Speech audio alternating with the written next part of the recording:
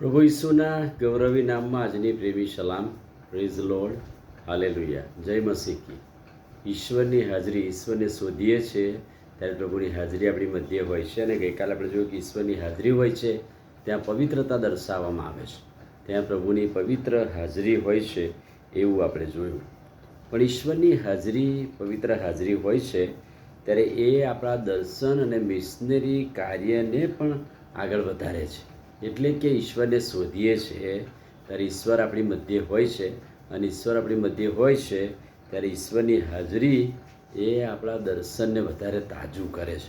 એ આપણા મિશનરી કાર્યને અથવા આપણે જે ગોલ, આપણું જે દર્શન છે એને આગળ લઈ જવા માટે વધારે મજબૂત બનાવે છે. ઈશ્વરની હાજરી વગર સુવાર્તા પ્રચાર, મિશનરી કાર્ય અને અન્ય પ્રવૃત્તિ, સેવા આપણે કરી શકતા નથી.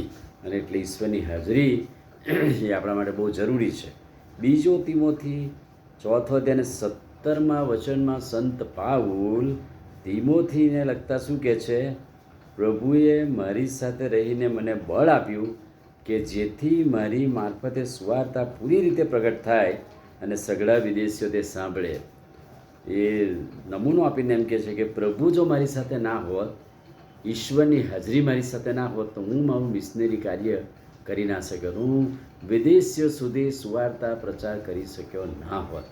કારણ કે પ્રભુની હાજરીએ જ મને બળ અને હિંમત આપ્યું છે. ઈશ્વરે સુવાર્તાને માટે, સુવાર્તા પ્રગટ થાય ને વિદેશીઓ સુધી એ સાંભળે એટલા માટે પ્રભુએ મને હિંમત અને બળ આપ્યા છે. પ્રેરિતોના કૃત્યો 18મો અધ્યાય 9 ને 10મું વચન. પ્રભુએ રાત્રે જાણે કે પાઉલને દર્શન આપ્યું, અને રાત્રે દર્શનમાં પ્રભુએ શું કહ્યું? તું બીતો ના, પણ બોલજે, છાનો રહેતો ના, કેમ કે હું તારી સાથે છું. કોઈ પણ માણસ તારા પર હુમલો કે ઈજા કરશે નહીં, કેમ કે આ શહેરમાં મારા ઘણા લોક છે જે તારા માટે પ્રાર્થના કરે છે, જે તને સુવાર્તામાં હિંમત આપે છે, તને બળ આપે છે. બીતો ના આ શહેરમાં બોલજે, પ્રભુનું વચન બોલજે.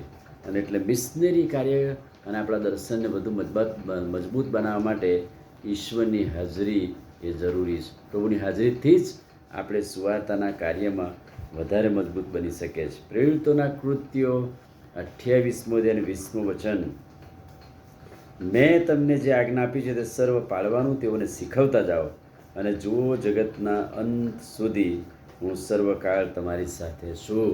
હું જગતના અંત સુધી તમારી સાથે છું. નિર્ગમનનું પુસ્તક 33મો અધ્યાય અને 14મું વચન.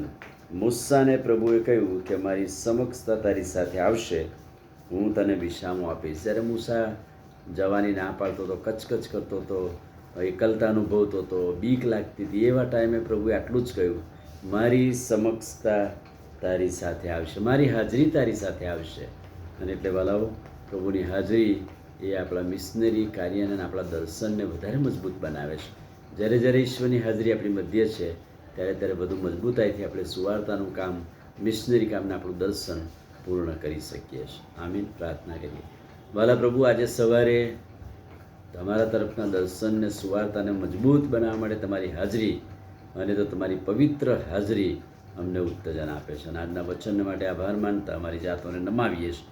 પ્રભુ ઈસુના નામમાં માગીએ છીએ, સાંભળોને માન્ય કરો. આમીન. God bless you.